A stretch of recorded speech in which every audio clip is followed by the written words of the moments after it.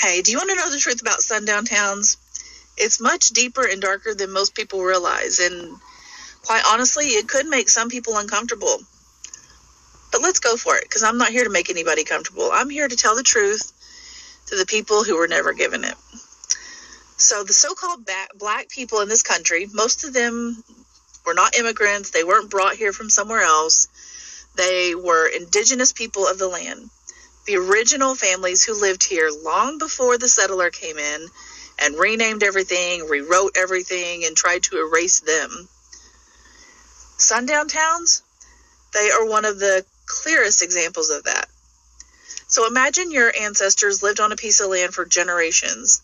They hunted there, farmed there. They had families and lived life there.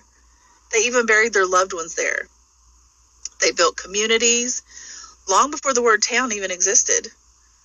And then enters the colonizer, and everything changed. They take the land, they build over it, they rename it, they claim it. And then after stealing your home, they tell you that you're the one who doesn't belong. It wasn't segregation or tension. That was territorial theft followed by racial exclusion.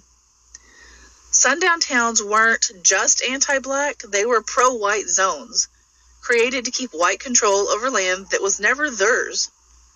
And they didn't just want you gone after dark. Many wanted you gone permanently. These towns posted signs that basically said, "Don't let the sun set on you here." But the people that they were threatening were often the direct descendants of the original indigenous people of this land. The original indigenous nations, dark-skinned indigenous families who had already been reclassified, colored, Negro, or mulatto, just to hide who they truly were. Places like Anna, Illinois, Vidor, Texas, Forsyth County, Georgia, pardon me, and thousands more across America. These weren't small, isolated incidents. By the 1900s, the U.S. was covered in towns where white settlers had pushed out indigenous people, stole their homes, burned their communities, and then made rules banning those same families from returning to their home. And people wonder why the census changed people's races. Because if the truth stayed intact, that the people they were excluding were actually the original inhabitants of the land, the entire system would collapse. Sundown towns were not just about racism. They were about stealing lands, erasing the indigenous identity, and claiming a place as only white when it was never white to begin with. And one of the hardest things for me to still accept is that some of these places still carry that energy today. The signs may be gone, but the message is still there. It's there in the way they police, the way they stare, and the way they discriminate. They still have that "you don't belong here" attitude that so many Black indigenous people still feel.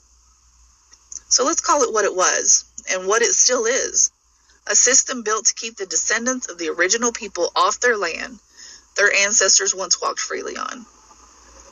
This is the truth they never wanted to teach you. This is the truth that they didn't put in history books. And the ones that they did put it in, those are the books that have been banned.